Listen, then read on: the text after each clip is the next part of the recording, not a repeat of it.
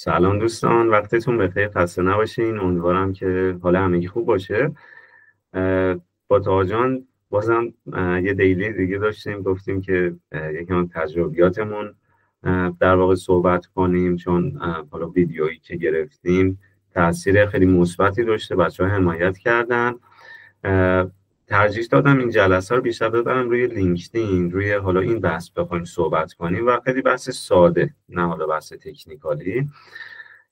ببینید، من شاید تا به الان بالای حداقل 400 نفر رو باشون صحبت کردم، جلسه داشتم، بچه‌ای که حالا از ایران یا خارج از کشور دنبال کار ریموت بودن، دنبال جاب آفر بودن یا خارج از کشور بودن، با مشکل در واقع کار مواجه بودن. و من همیشه اون چیزی که به بچه‌ها پیشنهاد دادم و تاکید کردم این بوده که توی در واقع سال 2024 یا حالا در ادامه سالهای بعد، اون چیزی که واقعا خیلی بازی رو برای شما عوض میکنه و واقعا یه سرمایه گذاری خیلی خوبه، یک زبان انگلیسی، دو لینکدین. و خیلی وقتا لینکدین مهمتر از زبان انگلیسی میشه، چون بحث نتورکینگ و در واقع شبکه سازیه. و در واقع شاید خیلی از شما شنیدید همیشه و یا در حال حاضر ارزش داشتن نتورک های بسیار قوی خیلی ارزشش بیشتر از داشتن ثروت زیاده. این در واقع نکته اول.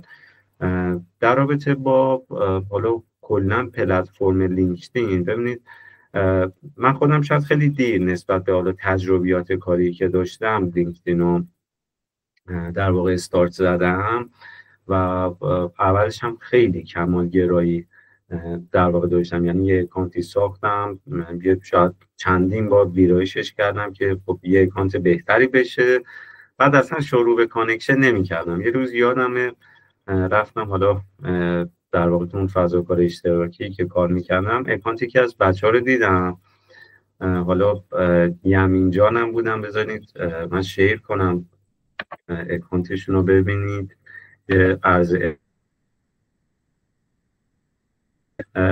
یمین یزدانپناه، من اکانتشون رو یه نگاهی کردم، بعد خب نوتیف میده دیگه. یمین جان اومد و 11,000 تا فالوور داره. آره، اولین کانکشن رو داد، بعد خیلی روحیه گرفتم، شاید فکر کنم 500 تا کانکشن بعدی ها من توی 2-3 هفته در واقع جمع کردم. بعد از اون 500 تا تصمیم گرفتم که خیلی تخصصی تر و نیشتر، حالا مثلا با افراد خارج از کشور در واقع من پیش برم. یمین جان فکر کنم الان تقریبا بیش از 1 ساله که مهاجرت کردن آلمان و آرزوی موفقیت برای ایشون دارم.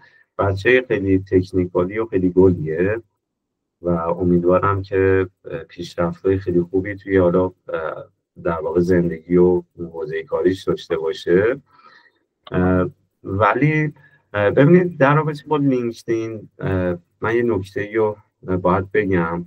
حالا بعد از این که البته من با یمین این استارت رو زد، بعدها من اومدم با تاها آشنا شدم و حالا با تاها داشتیم مسیجایی که من زده بودم رو بررسی میکردیم و من شاید برای 2-3 هزار نفر یه مسیجی میفرستادم که سلام فلانی، خوشحال میشم باهات کانکت بشم و خب خیلی جاها تاثیر میگرفت. یعنی من با خیلی صحبت کردم، میگفتن که ببین کانکشن خالی برای من میفرستادی، اکسپت نمی‌کردم. برای من خیلی مهمه که یه درخواست، یه متنی توی در واقع اون کانکشن ریکوئستی که دارید ارسال میکنید بفرستید. ولی کجا این اثر خودش رو نشون میده؟ ببینید، لینکدین واقعا محیط در واقع خیلی حرفه‌ایه و آداب و رسوم و فرهنگ خودش رو داره. من خیلی وقتا شاید خیلی عصبی بشم که متاسفانه یه سری‌ها فضای لینکدین رو عوض میکنن، یعنی میبرن این سمت حالا محتوای زردتر یا اصلا محتوای روزمره‌ای که ربطی به کاربر نداره. یعنی اینجا محیط حرفه‌ای، اگر که روزمره است در واقع اینستا هست، توییتر هست، اونجا محیطای خیلی بهتری. این محیط خلق شده برای کار، نباید سیاست واردش بشه، نباید روزمرگی واردش بشه، باید محیط حرفه‌ای باشه، باید فرهنگش رو واقعا حفظ کرد و بهش احترام گذاشت. یعنی متاسفانه این یک فرهنگ بدیه که ما ایرانی‌ها شروع کردیم و حالا یه سریا متاسفانه مثلا طرف خب اینستا حالا در واقع تاکتیک یه سری اینه که با اشبه و ناز میخوان که مثلا یه پکیجی رو بفروشن یا حالا هر کار دیگه ای بکنن، همین فرهنگ رو میارن توی لینکدین و خب خوشبختانه با مشت کوبنده دوستان همیشه برخورد داشتن. ولی خب واقعا نباید اینطوری بشه. یعنی اوکی درسته ما همه از شرایط خبر داریم، ولی یه جایی وقتی در رابطه با کاره، محیط کاره، آدم دوست داره که واقعا ذهنش آزاد باشه. به اندازه کافی ما روزانه داریم توی اینستا و توییتر این موارد رو واقعا نگاه میکنیم. یه لینکدین رو نباید واقعا خرابش کنیم. این نکته یه که حالا خوشبختانه اکثریت دوستان رعایت میکنن. منم خودم هیچ وقت نرفتم سمت این محتواها، ولی این محیطی که باید بهش احترام گذاشته بشه. مخصوصا ببینید توی بحث نتورکینگ و شبکه سازی، خب من تا الان شاید بالای 100 نفر حالا آدمای مطرحی بودن، با تجربه بودن، باشون خیلی صحبت کردم، شاید یه جلسه یه ربع نیم ساعته، ولی کلی نکته مثبت من تونستم از این آدما یاد بگیرم و اصلا به کسب و کار یا اون حالا مسیرهای کاری که من داشتم جهت بده و واقعا خیلی ارزشمند بوده. و من فقط این نکته رو بهتون بگم، ببینید تو دنیای امروز یه سری من دیدم که آقا دنبال کلی نتورک و رابطن که مثلا با فلانی که یه مثلا مدیر فلان شرکت یه جلسه‌ای بذارن و حالا مثلا با اون طرف صحبت کنن و حالا یه کاری مثلا استارت بزنن، یه محصول بهش معرفی کنند که در واقع من واقعا خیلی وقتا تعجب میکنم. یعنی اون همه وقت رو شاید من توی 5 دقیقه این مسیرش رو توی لینکدین به راحتی طی کردم. خب یعنی شما دقیقاً توی اون محیطی میدونی که مثلا شما تاجری، نمیدونم شما یه محصولی رو بفروشی. ببینید مثلا برای بحث مثلا صادرات، یکی از کارهایی که حالا یه صادر کننده انجام میده اینه که مارکت رو میره بسنجه، بره در واقع مشتریاشو پیدا کنه. خب خیلی وقتا کلی هزینه میکنه بره نمایشگاه، کلی سایت های دیگه هست که دیتای زیاد جالبی بهشون نمیده.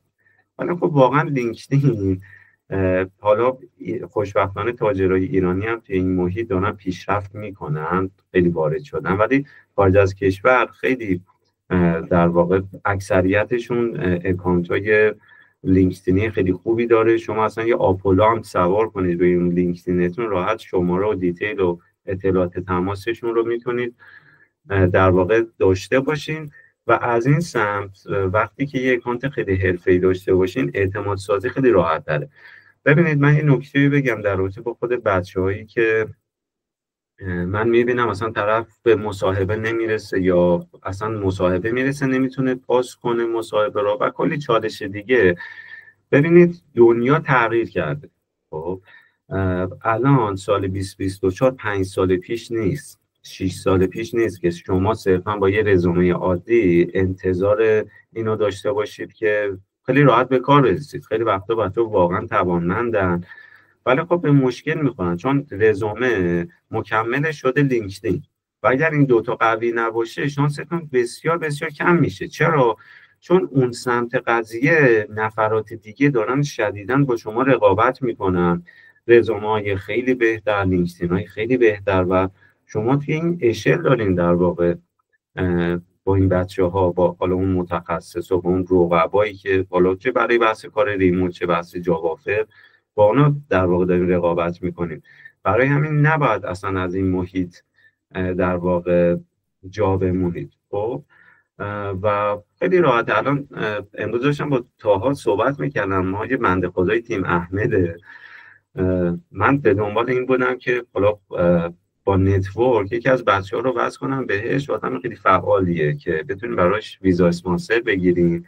حالا اون بنده خدا که به جایی نرسید ولی خب باعث شد که ما یه نتورکی با ایشون بسازیم. اصلا یه جلسه من و طاها باش رفتیم که الان طاها جان گفتن حالا از اینجا به بعد رو بزنم خود طاها دیگه ادامه بده. من تریبون رو میسپانم به طاها و طاها جان خوشحال میشم تجربیاتت بگید.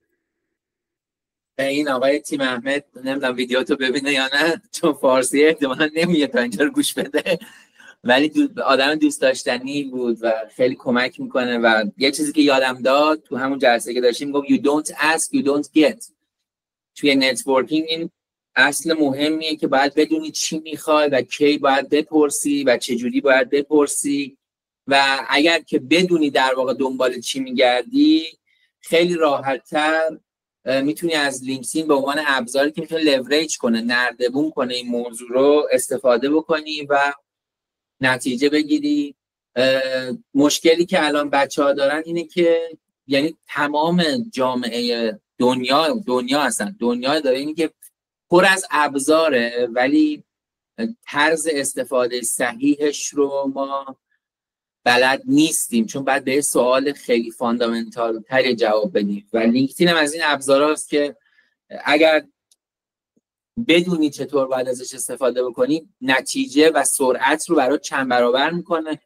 اگه دنبال اون نباشی به هیچ جا نمیرسونت، یعنی بدتر به زمین میخوری. من الان این باکس لینکدین خودم خب دیگه خیلی صحبت طولانی شد، ولی من لینکدین فکر میکنم 14 سال اگه اشتباه نکنم، یا 12 سال یا 14 سال دارم استفاده میکنم و واقعا با یه کریاسیتی، با یه هیجان جوانی اومدم تو لینکدین، ازش هیچی نمیدونستم و اتفاقای بسیار جالبی برام افتاد تو لینکدین. با آدمای خیلی خوبی مثل امیرحسین جان آشنا شدم و این نتورک برام به شدت کار کرده تو هر زمینه‌ای که توش بودم، بسیار کمکم کرده. منتها باید آدم بدونه که این بالاخره لینکدین فقط یه ابزاره و یه ابزار بیشتر از یه ابزار نمیتونید در واقع انتظار بیشتر از یه ابزار بودن داشته باشی، و اگر بدونی چطور با ابزار میشه کار کرد، میتونی چند برابر بهش سرعت ببخشی.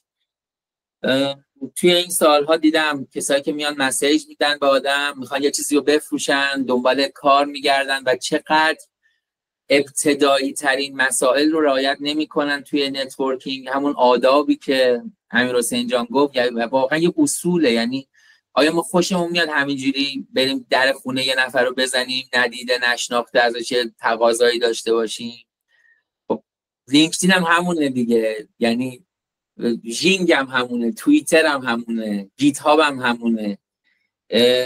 باید آدابش رو رعایت کرد و باید اصولش رو شناخت. اصول نتورک کردن، پرینسیپل های نتورک کردن رو اگر بدونید خیلی مهمه. ما حالا یه کارگاهی هم داریم، میخوایم این اصول رو بیشتر تو بحث جستجوی شغلی به شما آموزش بدیم. هر کی که دوست داره تشریف بیاره خوشحال میشیم. آخر نوامبر، حالا اطلاعاتشو امیر جان میذاره براتون، اگر دوست داشتید تشریف بیارید. ولی واقعا حیف آدم یه چیزی رو ندونه، مثلا از یه بنز مثل فرقون استفاده بکنه. واقعا حیف. جفتش یه کار میکنم، میتونی باش آجر ببری، ولی میتونی خیلی کار بهتری ببری. یه جاهایی میشه توی شبکه‌های اجتماعی مثل لینکدین کار غلط در واقع کانسیکوئنس های جبران ناپذیر هم براتون داره. یعنی اینجوری نیست که بگی حالا اشکال نداشت باهاش آجر بردم، یه موقع کردیت شما رو به شدت زیر سوال میبره. من افتخار میکنم که خدا رو شکر خدا سر هزار مرتبه تو این فکر کنم 12 یا 14 سال بعد برم ببینم رپوتیشن بدی ندارم توی لینکدین و کسی تا حالا از ما نه شکایتی کرده، نه خلاصه خواسته که بگه ما سرشو کلاه گذاشتیم، چه تو فروشا، چه تو استارتاپا، چه تو نکسا کریر. الحمدلله رب العالمین. امیدوارم که براتون مفید بوده باشه این چند دقیقه طولانی که ما صحبت کردیم و امیدوارم اگر که دوست داشتید بیاید کارگاهمون هم شرکت کنید. امیر جان اگر نکته نداری جمعش کنیم دیگه. ممنونم دوستان. حالا چون ما هر هفته این دیلی ها رو با طاها جان داریم، اگر نکته خاصی مد نظرتونه یا چالشی دارین، اینا رو برای من کامنت کنید که به دیلی های بعدی ما به اونا بپردازیم، روی اونا بیشتر صحبت کنیم. شما در نکنه. ایشالله که همتون خوب و سلامت و سالم و در پناه خدا باشید. روزگارتون عالی و برقرار باشید.